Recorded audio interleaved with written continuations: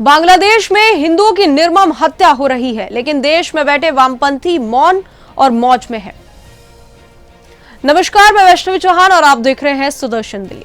आज हम बात कर रहे हैं एक ऐसी भयावह घटना की जिसने न केवल मानवता को झकझोर दिया है, बल्कि बांग्लादेश में हिंदू समुदाय पर लगातार इस्लामिक कट्टरपंथियों द्वारा हो रही अमानवीय अत्याचारों की पोल भी खोल दी है। बांग्लादेश के मयमनसिंह जिले के भालुका उपजिला में एक निर्दोष हिंदू नागरिक दीपू चंद्र दास, जिसे केवल हिंदू होने के कारण निशाना बनाया गया, इस्लामिक कट्टरपंथियों द्वारा बेरहमी से मारा गया और शव को पेड़ से बांधकर आग लगा दी गई। दीपू एक सामान्य गारमेंट फैक्ट्री में काम करता था और इसी इलाके में किराए के मकान में रहता था। रात करीब 9 बजे चरमपंथियों ने उसके घर में घुसकर उसे पकड़ लिया और निर्दयता से उसकी हत्या कर दी। इतनी भीषण घटना ने पूरे हिंदू समाज को स्तंभ कर दिया है।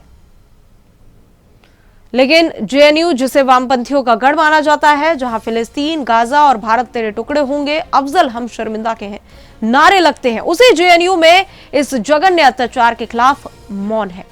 यही नहीं, उनकी ये चयनात्मक संवेदनशीलता और राजनीतिक पाखंड अब पूरी तरह सामने आ गया है।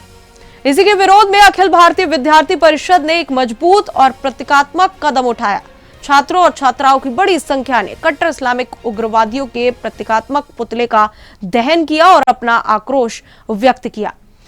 एबीवीपी ने स्पष्ट संदेश दिया कि हिंदुओं की हत्या, चाहे वे किसी भी देश में हो, मानवता के खिलाफ जघन्य अपराध है और इसे सहन नहीं किया जाएगा।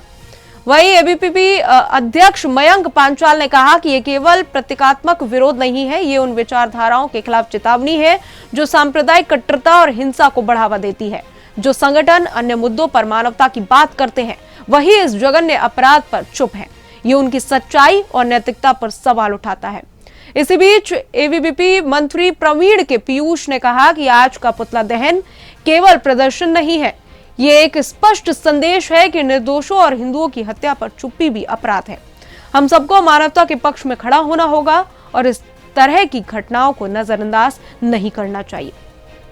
संपूर्ण मामला स्पष्ट करता है कि बांग्लादेश में हिंदू समुदाय को प्रत्यक्ष रूप से खतरा है और वहीं वामपंथी संगठन अपनी राजनीति के कारण इस मानवता विरोधी घटना पर चुप है। एबीवीपी का यह कदम न केवल जागरूकता पैदा करेगा, बल्कि भविष्य में ऐसे अपराधों को रोकने की चेतावनी भी देगा। आज सुदर्शन न्यूज इस बात पर जोर देता है कि कट्टरपंथ किसी भी राष्ट्र और समाज के लिए खतरा है। हम आपको दिखाते हैं कि कैसे युवा वर्ग, विशेषकर छात्र संगठन, मानवता के पक्ष में खड़े होकर धर्म और जाति के आधार पर होने वाले अत्याचारों का विरोध कर सकते हैं। बांग्लादेश में हुई इस घटना के बाद यह साफ हो गया है कि सिर्फ विरोध प्रदर्शन ही नहीं, बल्कि सचेत और सक्रिय भागीदारी ही समाज और मानवता को बचा सकती है। एबीवीपी ने आज स्पष्ट कर दिया कि वे मानवता के साथ साथ हिंदुओं की आवाज बनकर खड़े हुए हैं और कट्टरपंथ के खिलाफ हमेशा खड़े रहेंगे। फिलहाल इस रिपोर्ट में इतना ही। देश और दुनिया की तमाम खबरों के लिए हमारे साथ बने रहे और देखते रहे सुदर्शन न्यूज। जय हिंद।